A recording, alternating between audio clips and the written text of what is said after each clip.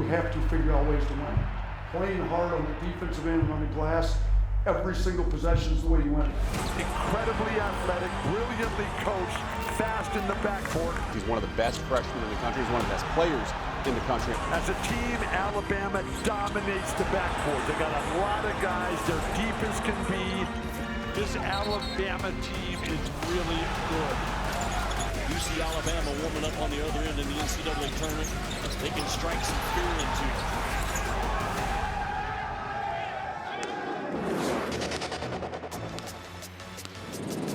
Welcome, everybody, to another edition of the Nate Oats Show, brought to you by Tri-Green Equipment, along with the head coach of the Alabama Crimson Tide. I'm Chris Stewart. Coach, it was an unbelievable week, only half of which we really liked, but two amazing ball games, frankly. Yeah, I mean, first one got our attention.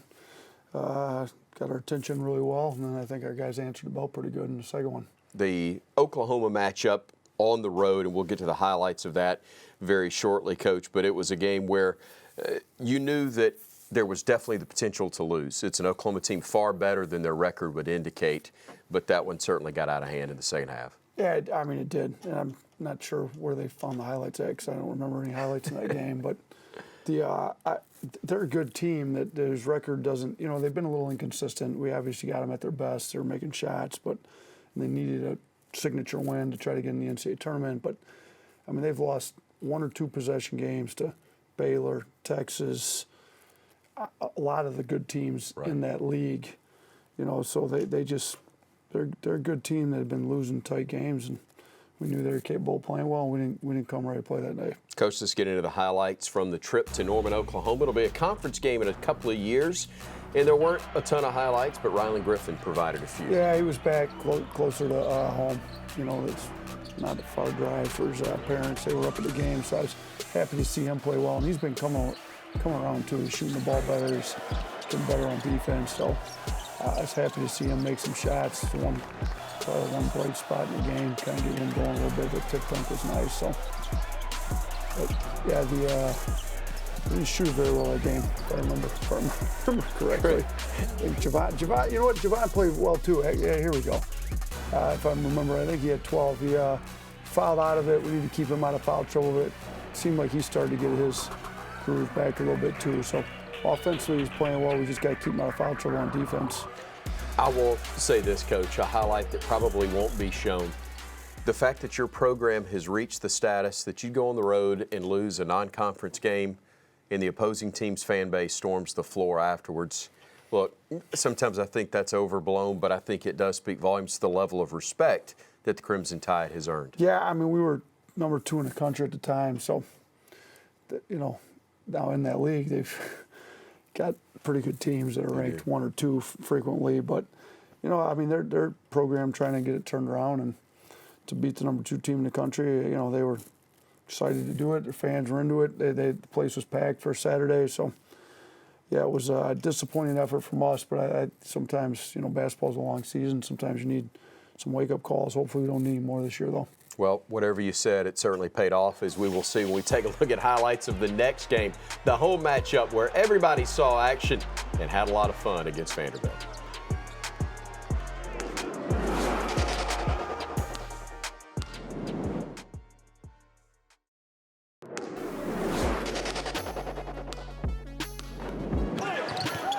Well, 24 can do a little bit of everything, and jump is certainly among those things, Coach. Yeah, what he's a athletic. talent. I mean, he shoots it really well, but he's also really athletic. He can get up the floor and score in transition. I think that was back-to-back dunks. That was the second one of back-to-back dunks, wasn't it? I think it was. Yeah. That was certainly a 10 if you're scoring at home on that one. The performance was a 10 from your squad as well. Yeah, I mean, we did play really well. That was the second time we played somebody for the second time. So the first time I didn't think we played well against Mississippi State. I thought they improved more than we did. Right. This time we definitely made the bigger improvements. We bounced back after the Oklahoma game. I thought our guys realized, I told them this is not who we are. We've proven to be a lot better than what we showed at Oklahoma, and we'd been trending the wrong way for a couple weeks there. Let's get back to being us and who we are. Let's play harder. Let's let the offense fall where it does. But on the defensive end, we got to play a lot harder. We got to rebound the ball better. We got to get better effort. So, we chart those blue collar points.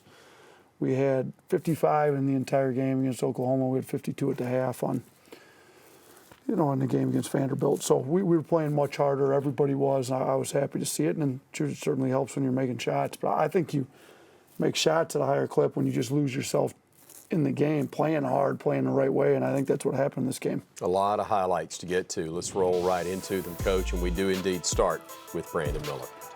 Yeah, that was the second one there. We had the other view of that dunk earlier, but I think he scored an alley-oop play before that one. So, yeah, I mean, he got us going, making shots. It was good to see him hitting shots again. He also got downhill. I thought, they tried a little bit of zone there. There's the one. That was the one right before that. So, our transition, that was the best our transition's been in about a month, too. So, when your defense is good, your transition's better. When your transition's good, I think your other offense feeds off it. So, Amari came out on fire. I think he started 4 for 4 from 3, if I'm correct. So, it's good to see him get going again, too. That was the best he's played since he's come back from the broken wrist. So, really happy to see him play well. And, Coach, just from a shooting standpoint, maybe the best he's been all year. Yeah. I mean, we've seen him shoot it really well in practice. I mean, it's just effortless, clean. I think that is the best shooting game he's had, though. So, really happy to get him back. We need some shooting to go with our other guys. And exciting that we'd have back-to-back games where we do have highlights featuring Rylan Griffin. No, he's starting to play better. He handles the ball. He doesn't turn it over much. He makes shots. He's a long defender. He crashes the board. So, it's good he was able to make shots, too, because we need some shooting to go with, Brandon and Sears, and we can get Amari and Rylan making those back-to-back plays there for him. If we get Amari and Rylan making shots at a higher clip, that'd certainly help the offense. Then they've started, and Amari's game was great there, and then Rylan's had a couple good games in a row. Noah Gurley, one of the old guys that on the team. That should have been our 20th 3. His foot was on the line. We don't take those with our foot on the line. So we had to get on him in video a little bit earlier today. But, no, he's playing better. He's shooting the ball a lot better. He's rebounding it better. There's Clowney getting to the floor. But that's a 50-point game practically when you got guys going on the deck, Coach. No, that's what we want to be about, too. So I thought maybe the biggest play of the game was early when Clowney went to the deck, and then Jaden went with him. Kind of pulled the ball out. Brandon hit a 3 a few seconds later, and it went from 5-5 to 8-5. He's kind of in the middle of a 21 or I like the hard hats. The guy's enjoying his fries. They got some good fries there in Coleman. You kind of go with your priorities.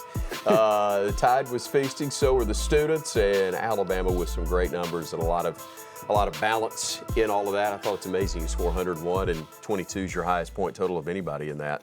Yeah, it was pretty good balance. Brandon had 22, and we only had 4 guys we had 5 guys in doubles, but just a lot of people were scoring. So, it was good. Rylan, Amari, Brandon. Look, Charles played well. We didn't even get Charles highlights. He had a lot of nice dunks. Our guards were fine, but the ball was moving.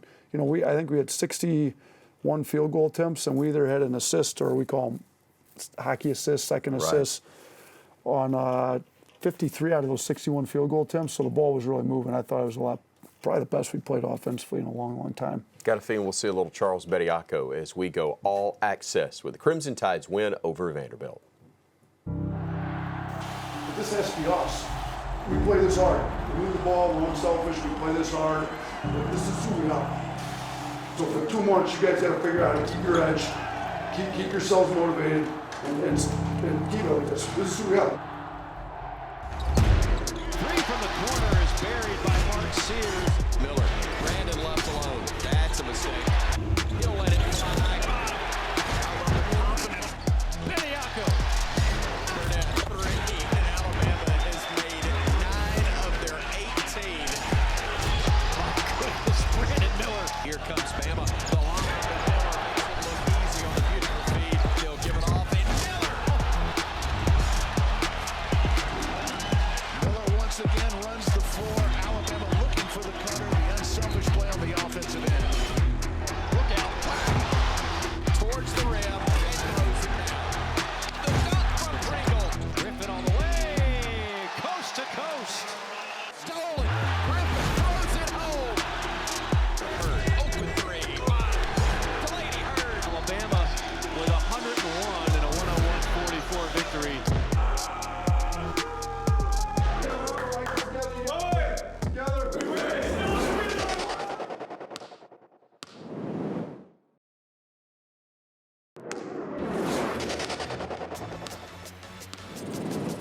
Tri-Green Equipment, among those that bring you the Nate Oats Show. And Coach, I know you're not a big social media guy, but by golly, everybody else is. So we're going to go there and see what they're saying about the Crimson Tide right now. Even Alabama gymnastics featuring sellouts or talking about the sellouts. Let's see. There it is. That's theirs. It's Friday's meet. So That's right. We're going to be on the road, so that's good. I like when we're they're sold out. Alabama gymnastics. I love it. That's awesome. I wish we could be there. It'd be nice. I like to take Brielle to the gymnastics. So we got basketball beating Vandy by more than. That's hard to do because football. Yeah. You know what? They're pretty good. Vandy played us on the wrong night after they lost to Oklahoma because they're going to come back and beat some teams that people don't think they're going to beat because they're a better team than what they showed that night. 6th time we've scored 100+. Yep, Cole Kublik. The other 13 teams scored 100+ 7 times the past 4 seasons. Well, that means we got to get one more. Yep. We got time. We need to do it 7, I guess. Trying to make history there, and the Tide scoring more in the second half than Vandy scored in the game. That's true. And again, that's an outlier. I could be about this Twitter, just some interesting statistics. You are a teacher, and you coming right this. back out. There you go. And Goodman loves us. That's a no good comment. thing. That's unusual from him. He's usually got comments. He's got more tweets coming. Oh, okay. And that was historic. I mean, it's largest SEC winning program history. 40-something, I think, was the last time Bama came close. Yeah, somebody had to explain this one to me. I guess that's Coach Saban. Coach Saban. They pulled it up and showed it to me. I think they asked him whether he was going to elect to receive or kick off, and he said, "I think we elect to kick ass." And Greg Byrne obviously is well in tune with Coach Saban. That's good company, and they can get away with that. I can't get away with that on a tweet, but they can. Let's go from that, Coach. I know, again, we've gone social media. You're not big on. You don't have time to go to the movies, but not often. I got daughters though. Disney. There's a Disney movie. I don't know. I have no idea. I find this stuff out just as you do for the first time. Aaron Hepp puts together Charlie and the Chocolate Factory. Yeah, this long time ago when I was a kid. But it's got a school one. Different Charlie. The defensive factory. I like it. Very nice. Charlie's doing an unbelievable job with our defense. So this is 2 years out of the 4 we've been here. We've been in the top 10 in the country. We finished 3rd our second year, and now I believe 6th on Ken Palm today. I mean, he's doing a really good job. He works really hard. I mean, he grinds. The Dark Knight Rises. So this. Let's see. Oh, yes, indeed. The Clark Knight Rises. Clark's going to love this one. Clark Holter, athletic trainer. No smile. He's actually bigger than the Dark Knight in real life, I think. It was his birthday this past week. Oh, man. Sunday. It got kind of overlooked because everybody was a little upset about the loss Saturday. Sunday, though. This could be interesting. Chucky. I'm not a big horror movie guy at all. Oh, Angry Chucky. Very nice, Mr. Bediaco. Hepp's on top of his game today. Aaron Hepp is absolutely fantastic, I think. We'll see. Tom Hanks in Castaway. Yeah. Oh, Petway. Instead of Castaway, it's Petway. Very nice. The Tom Hanks of our staff. Oh, there's no doubt in my mind where this is going. Step Brothers. Where's this going? Yeah, that's your radio crew. You knew that. You knew this was. I had a feeling. I haven't seen this, but I knew I needed to be on guard. Handsome guy. Yeah, could have been worse. I don't know if I want to know what this is. Could have been worse. The Notebook. How is this possible? You loving basketball, Coach. Oh, okay. The notes. The notes book. Yeah. Okay. Notebook. Yeah. Notes book. I think my mom has a picture of me sleeping with a basketball when I was a kid. Oh man, I think we all did at some point. Anyway, when you thought you were going to be an NBA player. Oh yeah, right. I never had that dream. We will be back in just a moment here on the Nate Oats Show.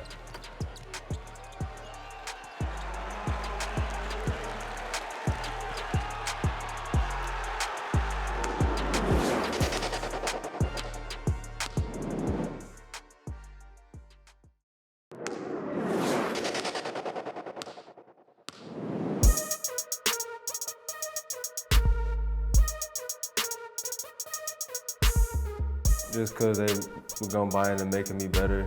They're on me, especially Coach Hodgson, the one who recruited me. He's on me a lot, but I know he just wants me to be better. So, I really appreciate him for that. And, he did what he said he was going to do. I'm from Dallas, so I saw Dirk Nowitzki play, and ever since then, you know, he was 7 foot, could shoot. Ever since then, I just wanted to play basketball. I take a lot of pride in them. From Dallas, you know, they got a lot of great basketball players, so to say I'm from Dallas and say I came from there, it means a lot to me. I watch a lot of Kobe Bryant and what he talks about. He's one of the greatest players to ever touch a basketball. And, you know, just his dedication to the game, how much he was locked in, and, you know, how hard he worked, you know, and how successful he became, you know, just try to model off of his mindset. Coach, we've talked about it before. You got a team full of high school stars or guys that were stars at their previous college. The unselfishness has allowed you to have the type of success you've got. And I think Rylan's a great example of that, isn't he? You got 3 freshmen in the starting lineup. He's not one of them. He's been patient, worked hard, bided his time, and now he's getting some great opportunities. Yeah, I love Rylan. Kind of getting goosebumps thinking about what you say, because you're right. His high school team was really good. I think they beat 2 #1 team in the country that year, like at Richardson. He played high school with Case and Wallace. It's at Kentucky, and him and Case were a handful together. But he's come in, just tried to learn, get better, great attitude, can really shoot. He's athletic. You know, he just got way better on defense. You know, we told him that coming in the summer. You got to learn how to guard. You're not going to get on the floor. So he really bought in. He's become a much better defender. He rebounded really well in the summer, but he's got no fear. Like, I don't care how big the game gets. He's not going to have any issues making big shots, taking big shots. So happy to see him start shooting the ball better. He struggled to shoot it, even though we all saw him shoot it so well, like in the off-season, the summer. But he's starting to come around with his shooting now too. Got a little Reggie Miller to him? Yeah, a little bit with the long, kind of skinnier. Long, thin. He's not quite as thin as Reggie, but right. Nobody was. Maybe doesn't quite shoot it as well as Reggie yet either, but he's got a little bit of that in him. I like that.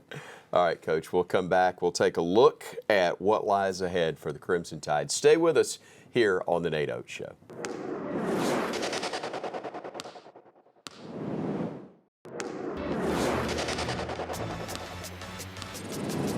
Coach, at the midway point of conference play, you can't be any better. Sitting there at 9-0, but now you truly become the hunted as you start the back half, and you begin that on the road against LSU, which certainly owes the Tide. Yeah, we've talked to our guys. You know, when you play a team for the second time, we'd like to make more improvements than them. Now, we were pretty good that first game against them, so it's going to be hard, but I think we can do a better job guarding them in some ways. Now, maybe they make shots at a little bit higher clip. I don't know, but maybe we don't quite make them at the clip we did, but we got to play harder and play better.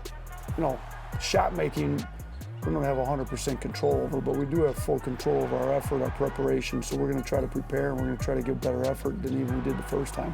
And your team saw their own example of losing at Oklahoma, coming back and winning big against Vandy, how quickly things can change if you're not locked in. Yeah, very quickly. I mean, you see stuff, even this year, I mean, how many #1 teams have all of a sudden lost and gone on losing streaks here. You'll be back home. You'll take on a Florida team that's looked at much differently, Coach, after they knocked off then #2 Tennessee this week. Yeah, I watched the end of that game. I mean, they played well. They're a scary team. I mean, Castleton's one of the best bigs in the league. They've got shooters. They're well coached. They're going to come at you. I mean, defensively, I think they're 8th in the country right now. So, you know, our offense is going to have to be ready to go in this game. So. They're a quality team that's got a good win now. I mean, to beat Tennessee, that was huge for them last night. Right. Coach, always appreciate the time. We appreciate you joining us, and we'll see you here next week on the Nate Oats Show, brought to you by Tri-Green Equipment.